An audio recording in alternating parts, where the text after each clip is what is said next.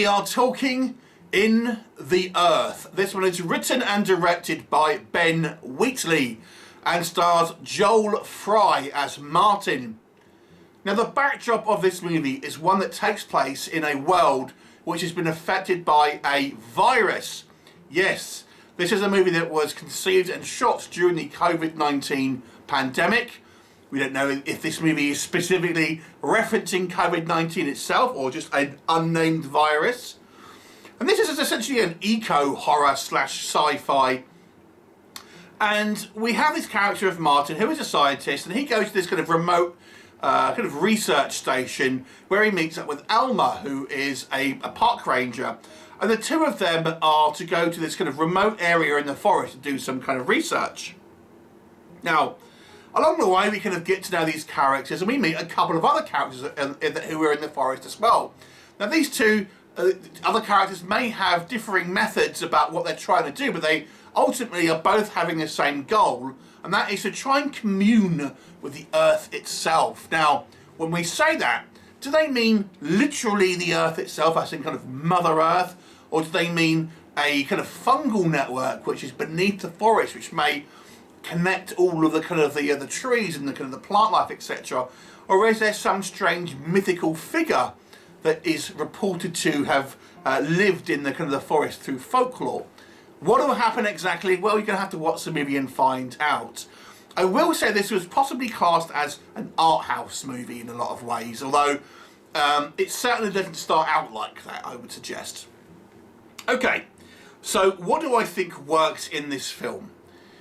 If you like slow burn movies, if you like kind of like realistic kind of setups and kind of the characters and the way that it's written, I think the first hour of this movie is interesting and it is quite strong. And I think it's really helped by some truly fantastic performances by the actors who portray both Martin and Alma.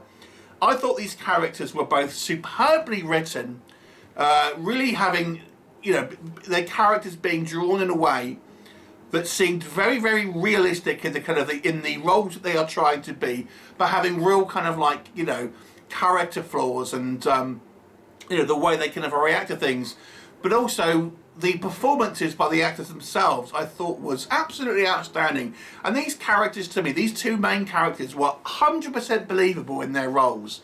It's really the highest praise I can give on an acting performance. I thought they were absolutely nailed the roles, and I did not believe them in their roles for 1 second. But that's not to take anything away from the supporting roles, because I thought pretty much everyone who we have in a kind of a smaller role also does a fantastic job, and again, I think is very, very believable in their roles. And even when we kind of have instances, and this movie's a very, very slow burn, but even when the kind of the I don't want to say action exactly, but the kind of things get a little bit more kind of intense, the way it's filmed is filmed in a kind of a you know, it's not too kind of B-movie-ish. It kind of really is very kind of realistic in when someone's getting shot at by a bow and arrow, for example, about what would actually be like and things like this. I just thought that it was filmed in a way that seems so grounded. It really is quite odd when we get to probably past the hour mark, where it kind of starts to change a little bit and get a little bit more trippy, which we'll come on to. But I've got to say, I think certainly the performances and the kind of the character work here was extremely kind of good. And I have to say as well, it obviously does have artistic flair to it. Wheatley, you know, he's got a bit of a reputation of being somewhat of an auteur, somewhat of an artistic director, and I think that is certainly on display here. Like I've said, it starts out very kind of grounded, but as the film goes on, you almost see like a graph here where it kind of goes up as the film goes on, and kind of how weird it kind of gets and kind of trippy, and it almost feels like it's you know, this movie is like going on a high. So if you can imagine you're a hippie, you're taking your drugs there, and you're rising up, or whatever they call it, you know, you're coming up, and as the film progresses, you're kind of getting more and more high. It almost feels like that's what's going on in this film. Because yes, as the film progresses and we kind of get past the hour mark, it starts to get a little kind of weird, and we do have some quite kind of psychedelic visuals and things like this. And there is an intriguing idea here about kind of what's kind of going on, and you know, maybe that Mother Earth is trying to kind of push back to some degree. I also quite like the idea of we have people who have the same goal, but their approaches are very different, and I quite like that there's a commentary that there's more than one way of doing things, and you know, arguably which way is best. Okay, so what doesn't work? This movie is a little long, and to be honest with you, in regards to kind of plot, you might think it's a little lacking, because it is a very much a character-driven film in that first act. And I underscore, I think the character work here is excellent, albeit you feel like the story is kind of meandering.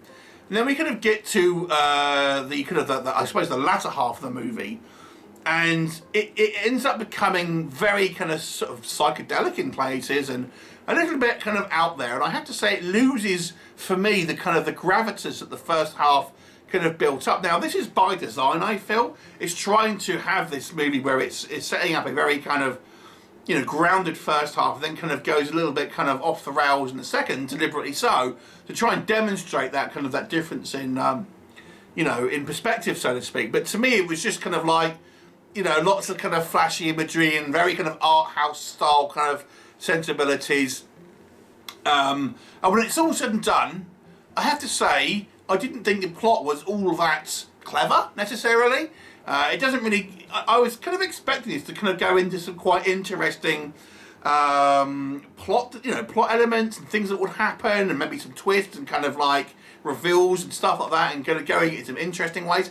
And it doesn't really. It kind of is a fairly straightforward kind of movie in regards to plot, and you feel like this plot seems very kind of stretched out. And I have to say, you know, I don't mind a slow burn sometimes, but I think it could have been condensed a little bit. And I enjoyed the character work, and that get me going through a lot of it, but it's kind of a little bit of a stretch, I have to say. And when it's all sort of said and done, you feel like I don't really know what that kind of film was trying to say necessarily. It has this kind of backdrop of this the virus and stuff, and very little is kind of done with that, and you think, why even kind of have it in a way?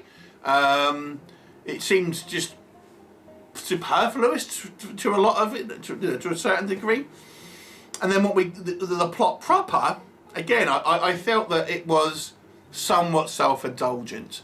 So if you like art house films, and I feel that there's certainly some good filmmaking at work here, you might enjoy the trippy visuals, and certainly I enjoyed the acting and the kind of the character work here.